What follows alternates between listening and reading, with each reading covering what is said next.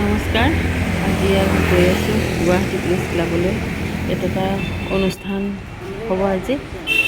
9খনকৈ গ্ৰন্থ উন্মোচন হ'ব আজি আৰু লগতে সাহিত্য বঁটা দিয়া হ'ব। সাহিত্য বঁটাটো আমাৰ টেকন'ৱেট পাব্লিকেশ্যনৰ যিজন স্বত্বাধিকাৰ আছে নৱজ্যোতি দেৱ চৌধুৰী, তেখেতৰ দেউতাক হৰেশ্বৰ দেৱ চৌধুৰী আৰু মাক লাৱণ্য দেৱীৰ সোঁৱৰণত দিয়া হয়। প্ৰতি বছৰে এই বঁটাটো দিয়া হয়।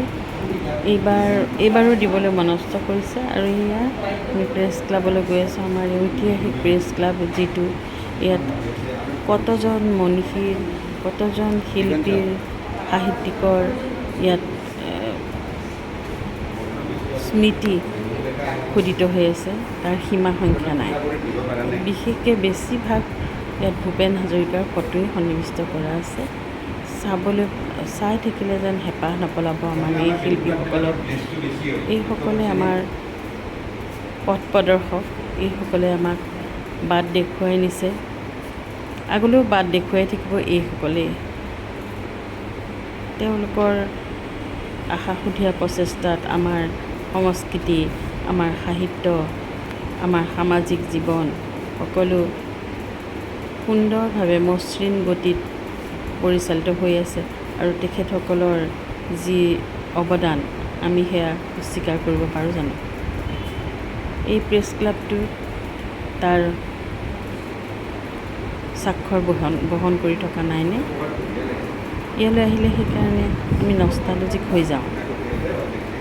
কতবাৰ যে আহিছোঁ, বিভিন্ন অনুষ্ঠানত, আনৰ অনুষ্ঠানত উপস্থিত আছোঁ, নিজৰ গ্ৰন্থ উন্মোচনী অনুষ্ঠানত উপস্থিত আছোঁ, কেতিয়াবা কবিতা পাঠ কৰিবলৈ আহিছোঁ, কেতিয়াবা স্মৃতি ৰোমন্থন কৰিবলৈ আহিছোঁ, কেতিয়াবা হয়তো ডাইনী হত্যাৰ বিৰুদ্ধে হোৱা মিটিঙত উপস্থিত থাকি সহযোগ কৰিবলৈ আহিছোঁ। আৰু এয়া ইয়াতে সাহিত্য বঁটা আৰু গ্ৰন্থ উন্মোচনী বেনাৰ, লগতে ৰুমটো ধুনীয়াকৈ সজাই তুলিছে আমাৰ লগত অহা ভাইটি ভণ্টিহঁতে। এয়া আহি উপস্থিত হৈছে অতিথিসকল, আহিয়ে আছে পৰিস্মিতা, আমাৰ অনিও আহিছে। অনি অহাৰ বৰ ভাল লাগিছে, তাই মোৰ বাল্যকালৰ বান্ধৱী। তাইৰ উপস্থিতিয়ে মোক সঁচাকৈ প্ৰেৰণা দিয়ে। লগত বিনুও আহিছে আৰু মোৰ লগত আহিছে ৰীতা, বিনু, সিহঁতক মই লৈ আহিছোঁ। টুটুৰ গীত পৰিৱেশন কৰিব, পৰিস্মিতাৰ গীত ভজন পৰিৱেশন কৰিব আৰু অতিথিসকল উপস্থিত হৈছে। আৰু বঁটা প্ৰাপকসকলৰ নামটো মই কৈ দিছোঁ: ডক্টৰ হোমেশ্বৰ দাস, ডক্টৰ সিদ্ধান্ত মেধি, নীলিমা দেৱী ভাগৱতী, ৰক্তিমা ডেকা বৰুৱা, মই, লগতে মামণি নাথ। আৰু আমাৰ যিসকল বিশিষ্ট অতিথি আহিছে, ইতিমধ্যে আহি পালেহি: ডক্টৰ ভূপেশ শৰ্মা, সাংবাদিক মণ্টু শইকীয়া, সাংবাদিক লীলা দেৱী আৰু সাহিত্যিক চিত্তৰঞ্জন ওজা। এইসকলৰ উপস্থিতিয়ে আমাৰ সভাগৃহ সৌষ্ঠৱ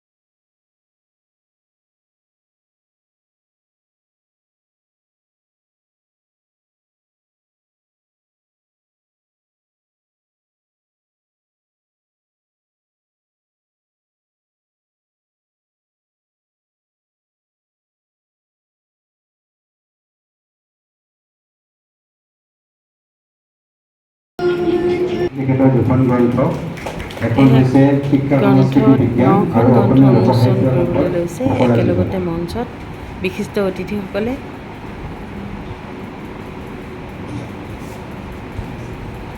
গ্ৰন্থখিনি বিভিন্ন ধৰণৰ তাৰপিছতে আছে কৃষ্ণ বাইদেউ, মুখখন দেখা নাই, পিছফালে সাঁথৰ চাব আছে, লগা হৈছে। সাধু আছে, কৃষ্ণ উপন্যাস বাইদেউ, আছে, অন্যান্য পাৰুল প্ৰবন্ধ বাইদেউ আৰু আছে, কৃষ্ণ বাইদেউ তথ্য সমৃদ্ধ একেই ৰচনা ভনীয়েক আছে। আৰু তিনিগৰাকী ভনীয়েক একেদিনাখনে ডক্টৰেট লাভ কৰিছিল। আৰু তাৰপিছতে আমাৰ মীনা তালুকদাৰ বাইদেউ, আজি তেখেতে গোটেইখিনি প্ৰকাশনৰ কাম আমাৰ টেকনাইট পাব্লিকেশ্যনৰ লগতে কৰে। আৰু আজি তেখেতৰ যিখন গ্ৰন্থ উন্মোচন হ'ব সেইখন প্ৰবন্ধ সংকলন মনখন। তাৰপিছতে ডক্টৰ সিদ্ধান্ত মেধি, তেখেত অধ্যাপক বা ৰয়েল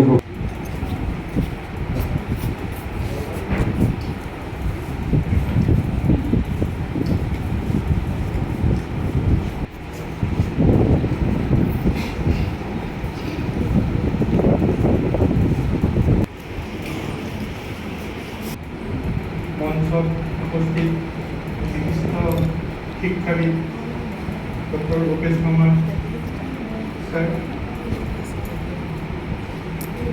চিত্তৰঞ্জন পূজা ডাঙৰীয়া,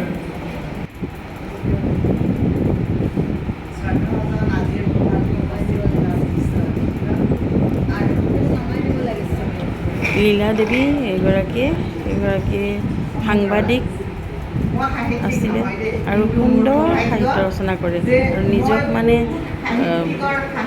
কেতিয়াও মানে নিজে জানে সেই কথাটো কেতিয়াও মানে মানুহক নজনায়। ইমান সৰল সহজ এই লীলা দেৱী। সেয়েহে নিজৰ ব্যক্তিত্বৰে তেখেতে উদ্ভাসিত হৈ উঠিছে আৰু তেখেত বৰ্তমান ইউটিউবাৰ হিচাপেই গোটেই সমগ্ৰ অসমে তেখেতক চিনি পায়।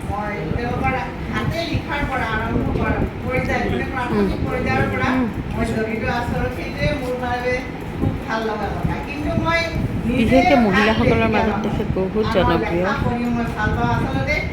ইমান সহজ সৰল মানে।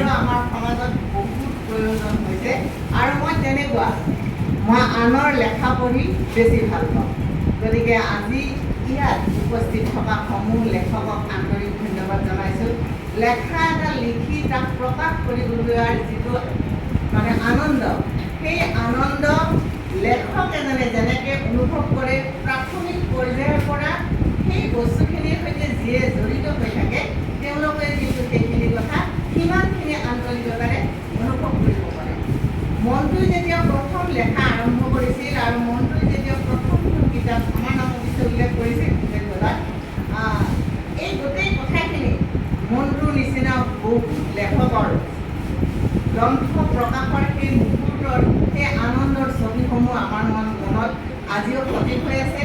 আৰু ভাল লাগিছে আজি বিশেষকৈ মই আমাৰ ৰক্তিমা বৰুৱা বাইদেউৰ কাৰণে সভাখনত উপস্থিত থাকিব পাৰিলোঁ। গতিকে তেখেতক আন্তৰিক ধন্যবাদ জনালোঁ। সকলোৰে জীৱনবোৰ সুন্দৰ হওক, মনবোৰ সুন্দৰ হৈ থাকক। এখন কিতাপে মনৰ জগতখন পোহৰাই ৰখাত, মানুহৰ মনৰ জগতখন পোহৰাই তুলিব পাৰে এখন কিতাপে। গতিকে কিতাপ পঢ়াৰ আনন্দখিনি সকলোৱে উপলব্ধি কৰক আৰু নতুন নতুন কিতাপেৰে আমাৰ সাহিত্য ভঁৰাল চহকী হৈ থাকক। নমস্কাৰ, সকলো কুশলে।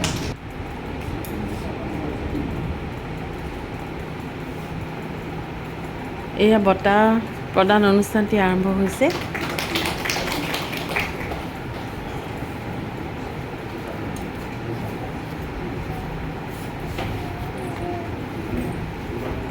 মানপত্ৰ আৰু এটা মেমেণ্টো আৰু এখনি গামোচাৰে এই সম্বৰ্ধনা জ্ঞাপন কৰা হৈছে। এই প্ৰথমতে মই হৰেশ্বৰ দেৱ চৌধুৰী আৰু লাৱণ্য দেৱীৰ বাবে স্মৃতি তৰ্পণ কৰি ল'লোঁ আৰু বঁটাটো ল'বলৈ আগবাঢ়িছোঁ। এটা বঁটাই আচলতে মানুহক প্ৰেৰণা দিয়ে। বঁটানো কিয় দিব লাগে, মানুহে কিয় পাব লাগে, এনেকৈ হয়তো সমালোচনা হৈ থাকে। কিন্তু এই সমাজৰ মাজত মই যে কিবা এটা কৰিছোঁ বা এজনে কিবা এটা কৰি আছে, সেইটো এটা স্বীকৃতি আচলতে। দুইজনে ধৰিবা। এইসকল এই পাঁচজন আমি পাঁচজনেই এইবাৰ 2024 চনৰ এই সাহিত্য বঁটাটি লাভ কৰিবলৈ সক্ষম হৈছোঁ। সেয়েহে টেকন'এড পাব্লিকেশ্যনৰ সকলোকে ধন্যবাদ জ্ঞাপন কৰিছোঁ।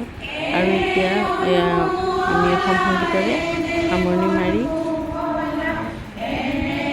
পিছৰ পৰ্যায়টো দেখুৱাই আছোঁ বাৰু।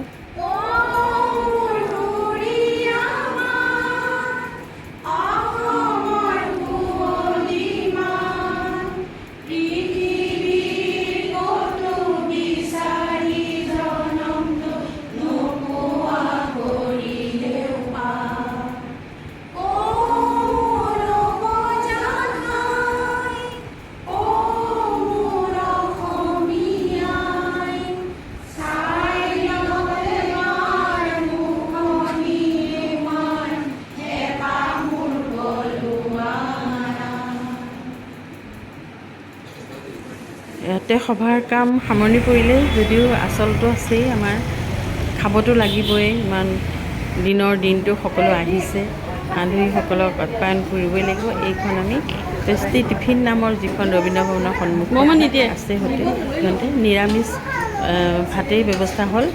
নৱই ইচ্ছা কৰিছিলে মাছ মাংস দিবৰ কাৰণে, ময়ে ক'লোঁ নিৰামিষে দি দিয়া, সকলোৱে যাতে সুবিধা হয় খাবৰ বাবে। সেইকাৰণে ইয়াত ভাত, দালি, তৰকাৰী, পনীৰৰ তৰকাৰী। পনীৰ তৰকাৰীখন কিন্তু বৰ ভাল লাগিলে আজি, তাৰমানে গৰমত টেঙা দি বনাইছে, বিলাহী দি খুব ভাল হৈছে। লীলা দেৱী, এতিয়া আপোনালোকে চিনিয়ে পায় লীলা দেৱী, এতিয়া ইউটিউব কৰিছে ইতিমধ্যে। এয়া সকলোৱে আহি সুন্দৰকৈ এসাঁজ ইয়াতে লগে ভাগে খালোঁ। আৰু এই ঢেকীয়া ভাজিও আছে দেই, ঢেকীয়া ভাজি, তিয়ঁহৰ চাটনি, আচাৰ চাচাৰবিলাক আছে, আৰু এখন তৰকাৰী, পনীৰ।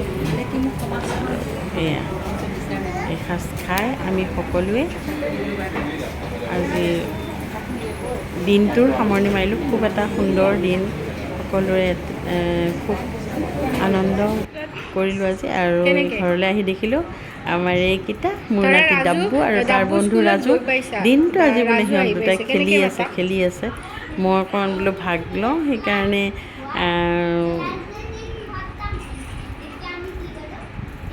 তাক নিব খুজিছিলোঁ, কিন্তু গৰমৰ কাৰণে নিনিলোঁ।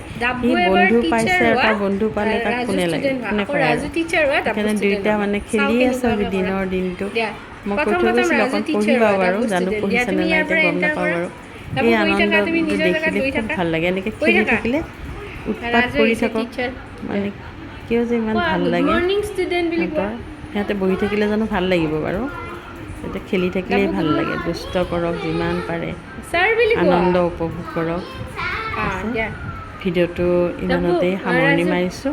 আপোনালোকে চাই কেনে পালে জনাবচোন, আৰু লগতে যদি ভাল পালে লাইক কৰিব, কমেণ্ট কৰিব, আৰু এটা ছাবস্ক্ৰাইব কৰি দিব। যিসকলে মোৰ ভিডিঅ' আগতে চোৱা নাই, এইটো চালে প্ৰথম, তেতিয়াহ'লে ছাবস্ক্ৰাইব কৰি দিবলৈ নাপাহৰিব। আজিৰ কাৰণে আহিছোঁ, সকলো ভালে থাকক, সুস্থ থাকক। আকৌ এটা নতুন ভিডিঅ'লৈ আহি আছোঁ। ধন্যবাদ।